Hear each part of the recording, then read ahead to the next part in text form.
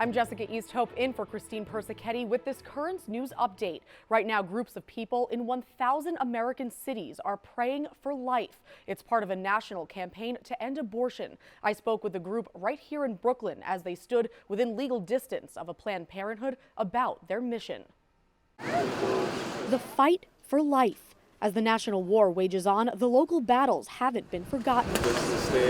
Outside a Planned Parenthood in downtown Brooklyn, echoes of Our Fathers blend with the shuffle of pedestrians, and Hail Marys are said with the hope of transforming hearts. We really want women to know that there is an alternative, and most women who walk into these buildings do not feel that they have a choice. Mary, Mother of God. Debbie Susich has been out here, rain or shine, for 12 hours every day, praying to end abortion. But it's not just prayers. This group comes armed with information, phone numbers, resources, and help with hope and healing. It may seem a little abstract to them. However, when they see people out here concretely offering resources and praying, I think they know how much they're cared for. 40 Days for Life has 2 campaigns every year. 1,000 cities across the country pray in front of abortion clinics. Most days the group is met with support. Thank you so much. And protest. I love my abortion. But sometimes people like Isabel Cordova are compelled to stop and pray with them. I could not, just walk by. There was something stirred in me.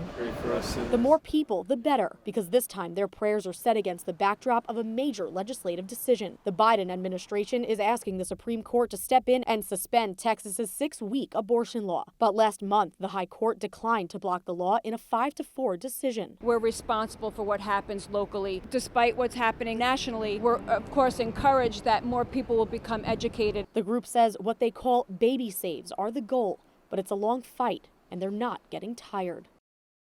To sign up and join Debbie's group, you can go to 40daysforlife.com and join under Brooklyn North. This prayer campaign ends on October 31st.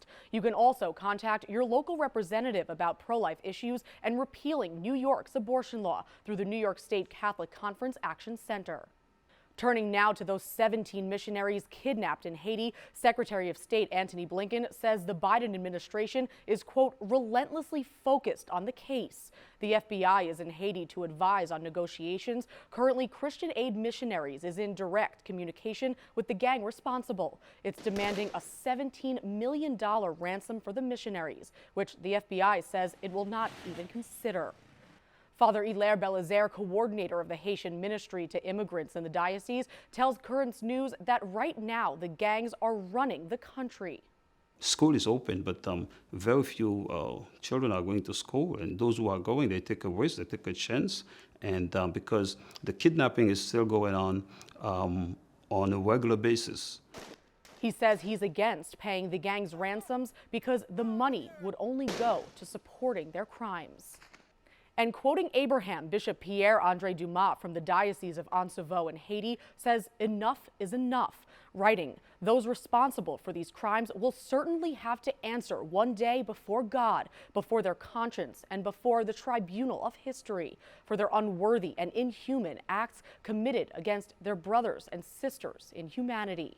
Bishop Dumas has been on the ground in Haiti all throughout this situation. Our own Christine Persichetti spoke with him earlier this week. You can find that full interview online at currentsny.tv. Nikolas Cruz, the former student charged with the murder of 17 people in Parkland, Florida, has pleaded guilty to all charges Wednesday. How do you wish to plead? Guilty.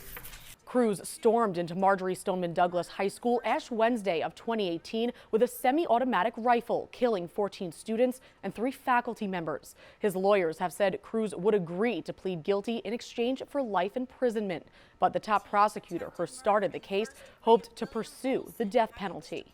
Protesting capital punishment for Cruz, Archbishop Thomas Wensky of the Archdiocese of Miami wrote in his column, Florida Catholic Media, standing with the families of murder victims does not compel us as a society to seek another death in return. Their pain cannot be wiped away, and the loss of life of their loved ones cannot be restored by another death. Wednesday, Mayor Bill de Blasio announcing the city's COVID vaccine mandate will extend to all 300,000 of the city's workers. Please get vaccinated by the deadline. If you do, you continue on your work. If you don't, you go on leave without pay. That deadline is October 29th at 5 p.m. Workers who get their first shot by then will get a $500 bonus in their paychecks. Futures in Education held its biggest fundraiser of the year last night with a goal big enough to provide scholarships to help a massive influx of students pay Catholic school tuition. Students from St. Stanislaus Kostka started the night with a performance for the hundreds who attended the annual dinner at Cipriani's in Manhattan. This year, the Diocese of Brooklyn has welcomed 1,000 students from public schools. Among the honorees were the Loconsolo family, who donated enough to pay full tuition for 150 students. We hope that more children will have the experience that we had and be able to go on in life and really pursue their dreams. It's not just a matter of attending a Catholic school and hearing our faith. It's a matter of giving them a foundation for the rest of their lives. Futures in Education set out to raise $2 million last night. They beat that goal by 6 figures, enough to pay for 3,000 students. Finally, a little child will lead them, even the Pope. His Holiness got a lesson from a young boy at his general audience, and he was grateful for it. Brief des Apostels Paulus an die Galater. The boy boldly approached the stage and then asked for Francis's cap. Pope Francis gave him one and thanked the boy for reminding him of the spontaneity and freedom of children. That is this Currents News Update. I'm Jessica Easthope. Thank you for joining us because we are putting your faith in the news.